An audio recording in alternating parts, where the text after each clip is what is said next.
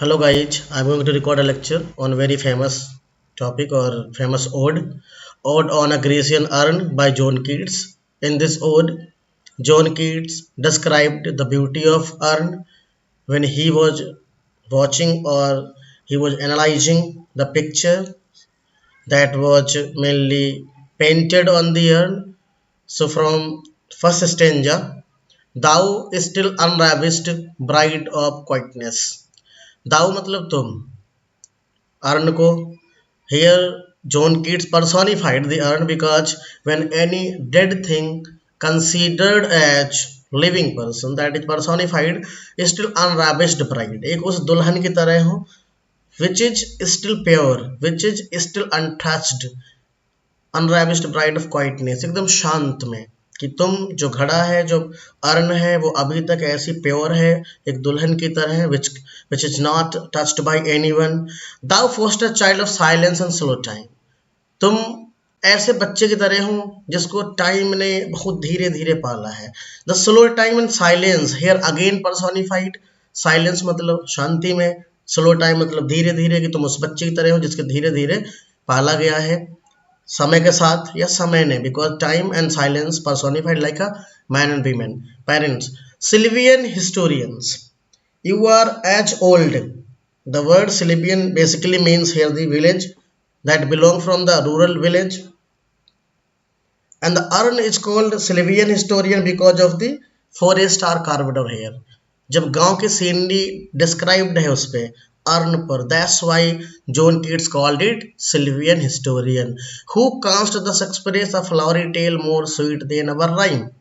जिसपे जो डिस्क्रिप्शन है जो फ्लोरी टेल है जो कहानियां डिस्क्राइब हुई है that are narrated by the picturisation that are more beautiful than any poetry what leaf fringed legend hounds about thy shape of deities or mortals or of both कि what leaf fringed तुम्हारे ऊपर जो पेड़ों की पत्तियां बनी हुई हैं haunts about thy shape जिन पे एक तरीके की शेप बनी हुई है एक डायरेक्टली और that is definite shape given about the deities देवी देवताओं की इंसानों की मोर्टल्स जो अमर नहीं उनकी पिक्चर्स बनी हुई और बोथ या दोनों मतलब इंसान और देवताओं की दोनों की पिक्चर्स हैं they are the description about the human beings description about the god and goddesses and legends are very well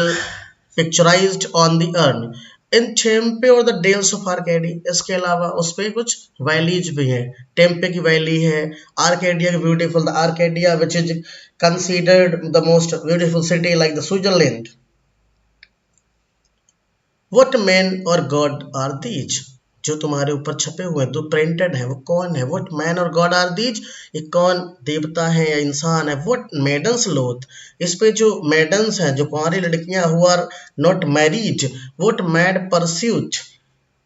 what struggle to escape, what pipes and timbrels, what wild sea means here of all these question mark are that whatever is described here that is permanent beautiful that is can't be make old by the time तो जो maidens हैं जो इसमें maidens बनी हुई है that will always B maidens that can't be make old because जो हमारी दुनिया है जो भी जवान है वो बूढ़ा होगा बट जो तुम्हारे ऊपर मेडल्स बनी हुई हैं जिनकी पिक्चर्स बनी हुई है वो कभी बूढ़े नहीं हो but mad pursuit but struggle to escape और इसके ऊपर जितनी भी जो पिक्चराइजेशन सोसाइटी की that will still the same चाहे वो पिक्चर्स ऑफ मैन हो पिक्चर ऑफ गॉड हो picture of any young girl हो किसी मेडल्स की हो जो कि इस चीज़ से बचना चाहते हैं from this kind of society that will be same और जो पाइप्स हैं means the player of the music who will be the same for every time wild एक वोट वाइल्ड सी जो आनंद है जो उत्साह है that will be the same for every time heard melodies are sweet and but those heard melodies are sweet but those unheard are sweeter here John की describing the philosophy of his life कि जो भी चीज़ें हमने ज़िंदगी में देखी है सुनी है वो तो हमारे लिए अच्छी हैं सुंदर हैं बट जो फैंसी है जो कल्पना है that is more beautiful than the reality are sweeter there for ye soft pipe play on जो भी तुम्हारे ऊपर music player the person who are playing the music not to the sensual ear but more endeared वो सिर्फ हमारे कानों को अच्छे नहीं लग रहे हैं बट वो दिल के करीब है। और the pipe to the spirit ditties of नथोन fear youth beneath the trees thou canst leave the song nor even can these trees be bare. Now he want to make actually that what is real beautiful that will be always beautiful, means if there is design any kind of that will not be destroyed by the time. The pipe to the spirit ditties of no tone, जो भी लोग players है, pipe player भी music बजाने वाले जितने भी इस पे described on the earn fair youth, जो जवान लोग है, बीनीथ द ट्रीज एक डिस्क्रिप्शन उस पे पेड़ का, उसके नीचे जवान लोग बैठे हुए हैं, जहाँ पे एक लवर है जो उसको किस तो करना चाह रहा है, ऐसे नहीं सेंसुअली नहीं, he is trying to kiss her but unable to do so, but he always be in the same age the song. और जो पाइप्स हैं जो गाने को बजा रहे, जो म्यूजिशियंस हैं, they are playing the song, nor even can those trees be fair, और ना तो वो लोग बूढ़े होंगे जो फेयर यूथ है, और ना ही कभी पेड़ जो है उन पे पतझड़ आएगा, because where we are living on this earth जब भी पतझड़ आता है पेड़ों से पत्तियां गिर जाती हैं, लेकिन तुम्हारे साथ ऐसा नहीं होगा. The trees that are described in Grecian urn will be always green, bold lover never never canst thou, कि जो भी तुम लवर्स बैठे हुए पेड़ के नीचे जो fair that want to kiss to each one but they are unable to do so, लेकिन वो वैसे ही रहेंगे, वो किस भी नहीं कर पाएंगे, तो वो कभी वो अपार्ट भी नहीं होंगे. Thou winning near the goal yet didn't cry, और तुम्हें इससे परेशान होने की जरूरत नहीं, means the fair youth that is sitting under the green tree the should not be puzzled, she can not fade though thou hast not thy bliss, for ever will thou love and she be fair, कि she cannot fade, वो कभी बूढ़ी नहीं होगी, वो कभी मुरझाएगी नहीं. कौन? the lover who is sitting under the tree. though thou hast not thy bliss, for ever will thou love, ना ही तुम्हें इस संसार में ऐसा तुम when you are loving to anyone regularly you will not able to love for the all time, the day will come when there will be the endless of your love. But in this Grecian urn, the youth who are loving to each one, they will be always loved and she be fair, और वो सब दिन वैसे सुंदर बनी रही, कभी बूढ़ी नहीं होगी. In the third stanza, oh happy happy bow that cannot shed. oh happy happy happy means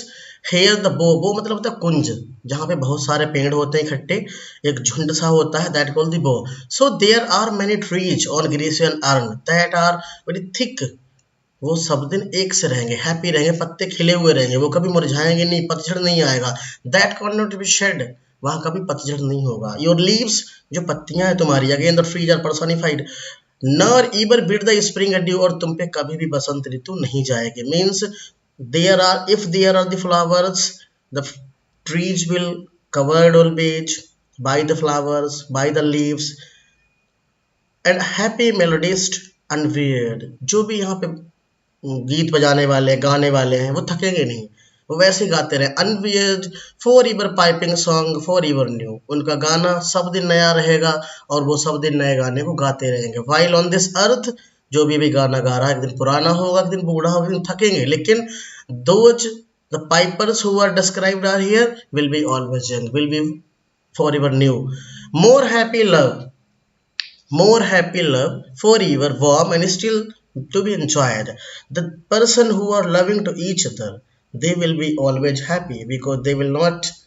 even be departed from each other, nor they will be old. For ever painting and forever young, जो painting जैसी की हुई है, जो भी earn पे जैसी design बनी हुई है, that will always same,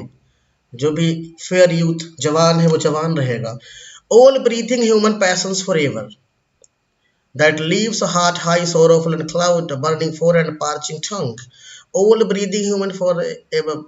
जो व्यक्ति जैसा इस पे बना हुआ है, that is described on that, वो सब दिन वैसा ही रहेगा. That leaves a heart high sorrow and cloud, a burning forehead. If a person any, that is mainly कोई परेशान है, किसी प्यार में परेशान है या किसी लाइफ में परेशान है, तो वो सारी चीजें कैसी है, ट्रांजिटरी है दुनिया में. अगर वो बहुत ज्यादा खुश है तब भी ट्रांजिटरी है, that are not permanent, but the things that are described will always be permanent on the Grecian urn. That's why the Grecian urn is immortal. All the condition of enjoyment will be the same. Who are these, the fourth stanza, who are these coming to the sacrifice? Now there are some persons वो किसी को sacrifice करते, जैसे बलि देने जाना।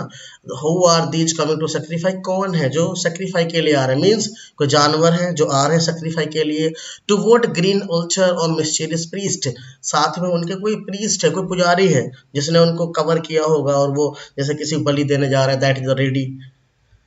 Lead us down the heifer lowing the skies and all her silk and flanks with the garland dressed, उनकी जो फूल माला पहनी हुई, उन्हें गार्लैंड पहने हुए हैं, बिकॉज बलि देने जा रहे हैं, सेक्रीफाई देने जा रहे हैं। साथ में एक प्रीस्ट जो मिस्टीरियस है। What little town by river of seashore, there are many towns are the description the towns are here on the urn, river है उस पे, समुद्र है, मतलब जो भी हम इस दुनिया में देख रहे हैं, all things are well described on Grecian urn. और mountain built with peaceful citadel, या जितने भी पहाड़ पर्वत डिस्क्राइब्ड हैं। Each emptied of this folk, this pious mourn, and little town thy street for evermore will silent be, जितनी भी गलियां हैं, पहाड़ हैं, नदियां हैं, all things will the same, सारे कुछ शांत है तो शांत रहेंगे। and not a soul to tell why thou art desolate and can ever return, और कभी भी जो आर्ट है वो कभी डिसल्यूट नहीं होगी, कभी खराब नहीं होगी। that will stay always the same because the river or the sea which is situated on the urn will the same forever. O Attic shape, fair attitude with breed. The fifth stanza, O Attic shape. Now the poet describing Grecian urn and Attic means Athenian, जो पुरानी और Athens की है, pertaining to the Athens that belong from the Athens. Fair attitude, that is belong from a beautiful work, beautiful of the art. जो earn है that is beautiful with breed of marble man and medals over road, जिसपे हर जगह marble से आदमी और महिलाएं बने हुए हैं। विद फॉरेस्ट ब्रांचेस, जिसपे टहनियां बनी हुई हैं, जंगल है। एंड ट्रोडन वीज दाउ साइलेंट फॉर्म, जो बिल्कुल साइलेंट फॉर्म है, मीन्स जो भी डिस्क्रिप्शन है उस पे वो साइलेंट है। And all things are narrated on this beautiful urn, dost teased out of thought as to eternity, और वो ऐसे रहते हैं जैसे कि इटर्नल हो, that can't be destroyed by the time. Cold pastoral when the old age shall this generation waste, जब पूरी जनरेशन खत्म हो जाएगी, ये the time which belong from the keys, जब पूरी जनरेशन खत्म हो जाएगी, पुरानी जनरेशन, पूरी generation. All the man will die thou shall remain, तुम फिर भी रहोगे। In the mist of their woe than ours a friend to man to whom thou sayest, कि एक दोस्त जिससे तुम कहोगे beauty is truth and truth beauty that is all, कि सब कुछ सिर्फ एक ही चीज है, दैट इज जो सच है वही सुंदर है, जो सुंदर है वही सच है। Here the figure of speech is chiasmus, when the first beauty is truth again repeated from truth is beauty, that is chiasmus. So guys, this was the